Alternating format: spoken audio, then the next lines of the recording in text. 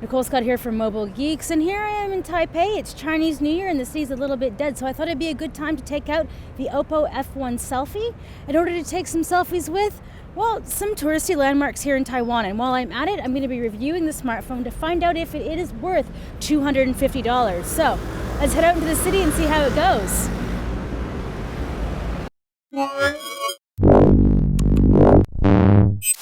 So let's start by taking the F1 Selfie Expert out of the box. Clearly it's aimed at women since there is a makeup palette on the front of the phone here.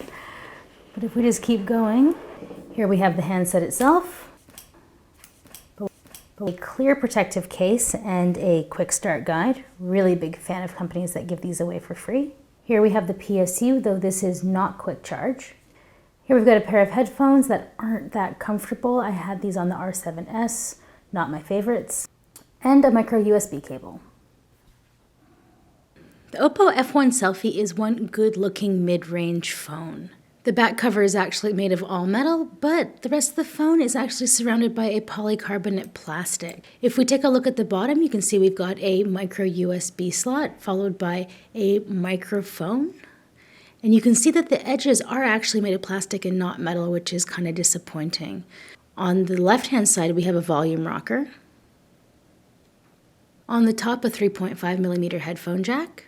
And then on the right, we have the power button, followed by a dual SIM, which can actually double with an SD card slot for expansion. On the rear, we have a single speaker, as well as a 13-megapixel shooter.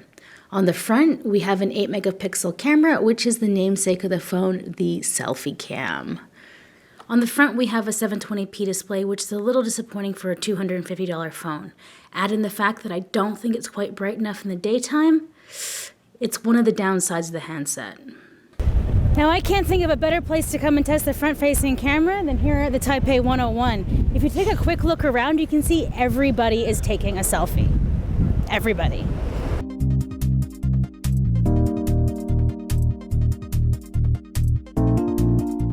And even if someone else is holding the phone, everyone's still using the front-facing camera.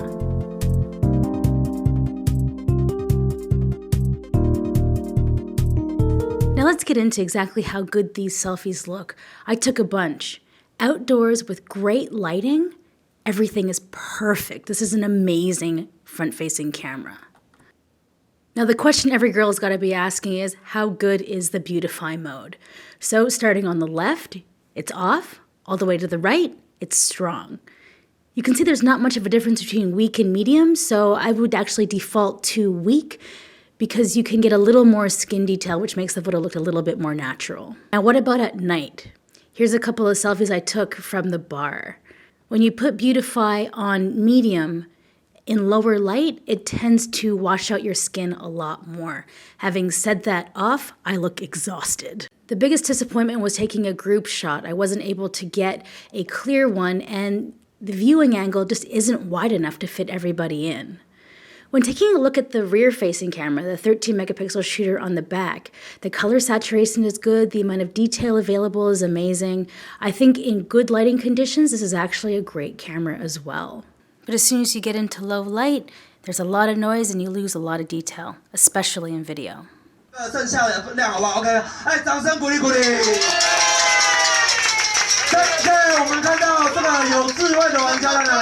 taking a look at the camera itself, we have a lot of different modes. We've got this Ultra HD mode, which actually takes 4 photos at the same time. And well, I'll show you exactly how it's different. So you see there's that line. Finished taking the photo. Now I'm going to switch it into HDR mode. We're going to try another one like that. And then I'll turn that off. And then we'll just take a regular photo. So now what's interesting is the Ultra HD was the very first one that I took. So let's scroll back to that. Now what's cool about this is that it takes a 51 megapixel shot. So I can zoom in on the top of the 101 there. So you can see that. All zoomed in on the top of the 101. Now if I just go to a regular photo, oops, here we go.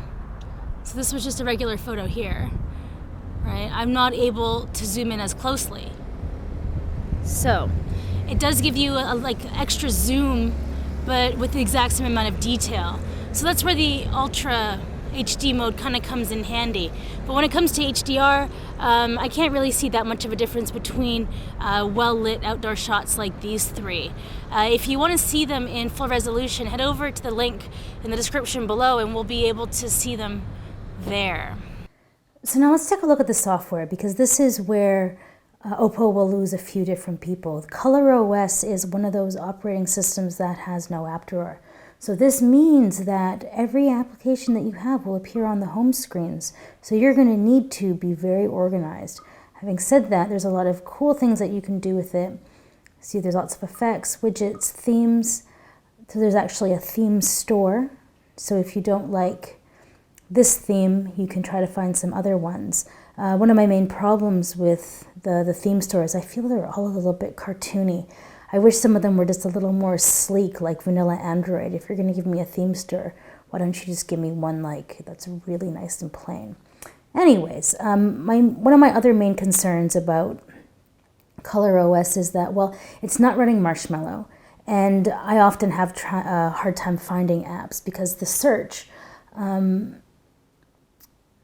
the search isn't that great. So you have to actually go to Google. And so if I'm looking for Mortal Kombat, I'll start typing it. And then the apps that are loaded will suggest here. It's not entirely the best system, but like if you look at Huawei's system, you can pull down from anywhere and then search the phone for any files. So there are better implementations of not having an app drawer. Having said that, there's a lot to like about ColorOS. There's eye protection, which is like Flux. So it removes the blue from the display, because this actually will keep you up at night. So that's kind of a nice little thing. I like the way that this is set up. I do believe that the display does need to be brighter. I actually don't think that this is bright enough for outdoor viewing. The other complaint is everyone's talking about how, well, this has a 1080p or a 720p display, not a 1080p display. And you know what? When you look at the text, it's fine, but it's just not as clear as other like 5-inch devices with a 1080p display. The text is just a little bit fuzzy. You can't see the pixels, but I wouldn't say that you can't see the pixels. Now, if we head into settings, there's a lot back here. I like that there's quiet time, so you can actually turn your phone off at night so that you can only be interrupted by certain people. Right? That's really quite nice. You can check out your battery here. So let's just see smart power mode enabled. You can have ultra standby. So let's look at the power consumption, right? So it's mostly the hardware and the apps that are using it up on here. Now, I am able to get through the entire day. But having said that, because this doesn't have quick charge, if I'm going out at night, I do feel like I need to bring a battery pack, which is unfortunate because I can't just like plug it in and top up and then be secure in the fact that I have enough battery for my evening out. Now, gestures and motions. There's a lot of nice gestures here. So I love double tap to wake up. So you can draw an O to start the camera, music control by gesturing on the screen, V to draw a flashlight. I mean, there's just lots of really nice things, right? Yeah, so double tap to wake up. Always a big fan of that one. I actually end up doing that on phones often that don't have it. So about the phone, like I mentioned, Android 5.1.1, not the best, but not entirely the worst. Now, as for processor, this is running the Qualcomm Snapdragon 616. Now, if we run some benchmarks on this now, you'll see that there is a marginal improvement. So the thing about this device is if you want to do some gaming, because it has the 720p display, you actually don't have a problem pushing out higher impact games just because there's less pixels. But one thing that I do want to complain about a little bit is that though the speaker volume is completely fine, because it sits right here on the back, I do find that I tend to cover it up just a little bit.